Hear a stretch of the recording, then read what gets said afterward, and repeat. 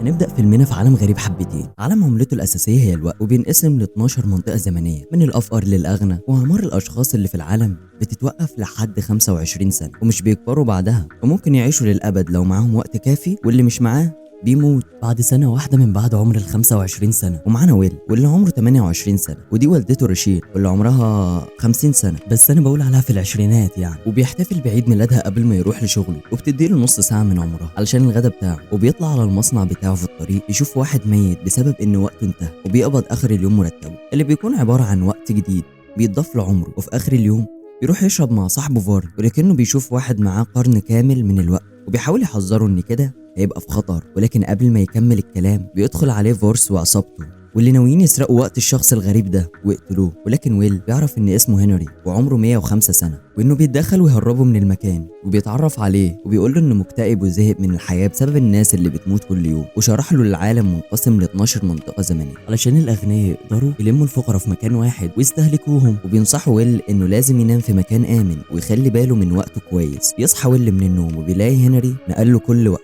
وبيشوفه واقف على حافة الجسر لحد ما وقته بينتهي وبينتحر وبيموت. وبيجري ويل يروح لصاحبه ويحكي له عن اللي حصل، انه هينتقل لمنطقة نيو جرينتش، المنطقة الأغنى اللي فيها الوقت الكتير. وبيروح يستنى والدته وهي راجعة من الشغل في محطة الأتوبيس، لكنها ما بتجيش لأن تذاكر الأتوبيس زادت الضعف وما قدرتش تركب، وبتحاول ترجع له جري. وبيقابلها، ولكنه في اللحظة الأخيرة وقبل ما يلمس إيديها عشان ينقل لها وقت من عمره بتكون ماتت لأن وقتها انتهى. بيسيب ويل المنطقة بتاعته وبينتقل لنيو جرينتش، وفي نفس الوقت بيتم التحقيق في موت هنري عن طريق راي، واللي بيحاول يعرف ال100 سنة بتوع هنري راحوا فين. وبيقدر راي انه يوصل لمكان ويل عن طريق كاميرات المراقبة في الوقت اللي ويل بيحاول يتعود على حياته الجديدة.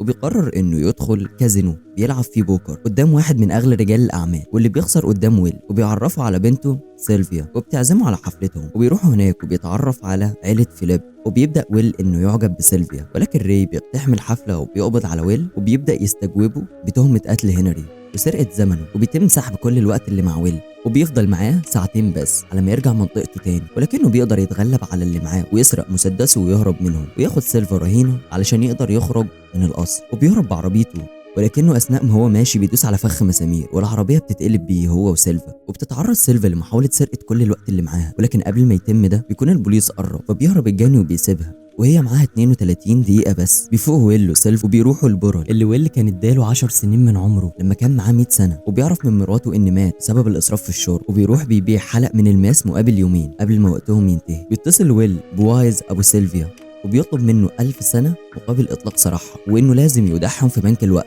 خلال 24 ساعة اللي جايين. بيروح يستخبى في مكان قريب من البنك، وبيستنى تاني يوم لحد لما بيلاقي ان طلبه ما اتنفذش. فبيقول للبنت انا ما كنتش عايز اخدك رهينه وانت بقيتي حره، وبيديها المسدس علشان تحمي نفسها لحد ما بتتصل بوالدها. ولكنها اثناء المكالمه بتاخد بالها ان جاي من ظهر ويل، وبترفع مسدسها وبتضرب على راي علشان تحمي ويل. وبياخدوا عربيه وبيهربوا من المكان. وبيقرر ويل وسيلفا ان هم يقتحموا بنك الوقت وياخدوا كل اللي يقدروا عليه ويوزعوه على كل الناس الموجوده في المنطقه.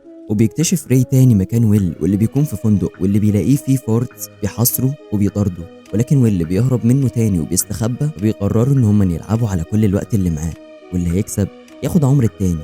وبالفعل بيبدأ فورس بسحب كل الوقت اللي مع ويل، ولكن قبل ما وقت ويل ينتهي بيقلب اللعبة لصالحه.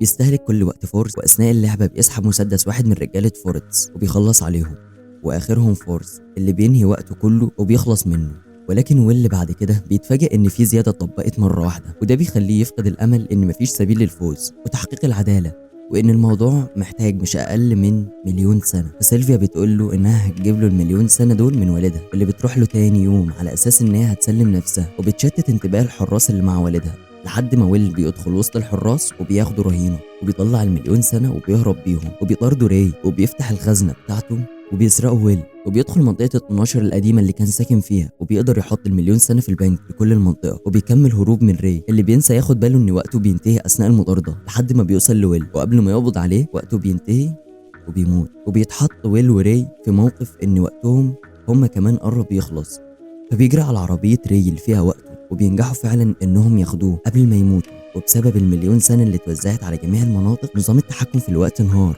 وبقت كل المناطق متساوية. بقى كل المواطنين قادرين يتحركوا بين المناطق بدون مانع، وبيستمر ويل وسيلفيا في تحقيق التوازن بين المناطق. وبكده يبقى خلصنا فيلم النهارده. كان معاكم محمد نوبي.